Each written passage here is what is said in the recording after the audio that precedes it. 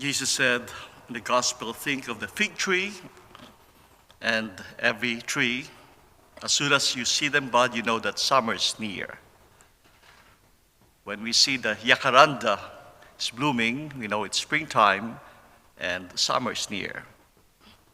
When we see the clouds in the mountains, we know that it's going to rain. So we have those indicators to know what's going on, what's going to happen. And at this point in time in our lives, we have to read and to know the sign or a sign of the times. Reading the sign of the times means being sensitive to what's going on, because God is talking to us in many ways, in many forms, in the events in life, in these signs. And we know that things are changing. There are things coming to our lives which are unexpected, so we have to be prepared for them. And in fact, the readings that we have heard, because it's the last week before we enter a new season, which is the season of Advent, we are talking about the last things. And when you say the last things, we think about our death, final judgment, about heaven, hell, those things that we seldom hear, because sometimes we are scared to think about them. But we are Christians. We are supposed to think that we are mere passing in this world, and heaven waits for us. And that is the reason why Jesus came. He prepares the way for us to heaven.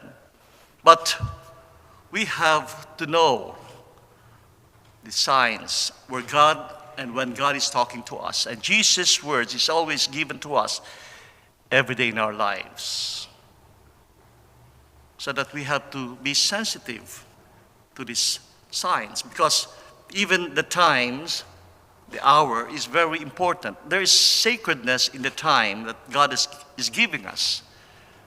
That's why we have the sense of the sacred, and people would tend to forget that even time and the period of time or this hour has something sacred for us, because God speaks to us even in time, even in hour. What is time? Philosophically, time is the measurement of distance, of the movement of distance from matter to matter, from this matter to that matter. That's why time starts when God created things, and time will cease when there is annihilation, when things would cease to exist. But because God created, there's time. In the Greek mentality, in the Greek philosophy, there are two kinds of time: the chronos and the kairos. What is chronos? We think that it's 8 o'clock, it's time to start with the Mass. We are conscious of the time that we talk about now. It's 12 o'clock, it's time to eat. So we think of the hour. Oh, it's Sunday. We stop working. It's Monday, so we start to work again. And then we think of those period of time when we celebrate 25 years, that is silver anniversary, 50 years, golden years of our wedding, 100 years, jubilee years. So these are periods in which we make the hour and the period of time holy. But that is chronos. There is another thinking about time which is more sacred, and this is called kairos. When we heard in the book of Ecclesiasticus, or the book of wisdom, there's time for everything. A time to be born, a time to die. A time to sleep, a time to play. A time to eat, a time to rest. We have to think that in this time, God comes in. It is the period of God. What do I mean by that? Sometimes in some places, we schedule our time for gathering, say, having the Mass, especially in those villages where people are not so conscious of their time. And when you tell them, let's say the Mass, let's have the Mass and celebrate the Mass at 9 o'clock. But at 9 o'clock you are there and there's only the dog present. Are you going to start with the Mass? When you say, the Lord be with you, will the dog answer, and with you also? When there's no people. And you realize that people starts to come at around 9:10 or 9:15 or even 9:30. And then the people will gather. It's already 9:30. And then the people are gathered.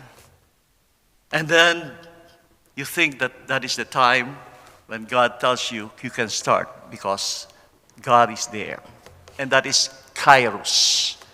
The time when we feel that God is with us, that God is present in our lives.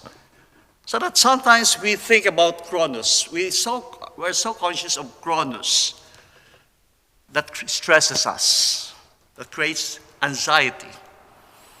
But when we think of time in the Kairos way, in such a way that, oh, there is God. God is telling us to move, to do things.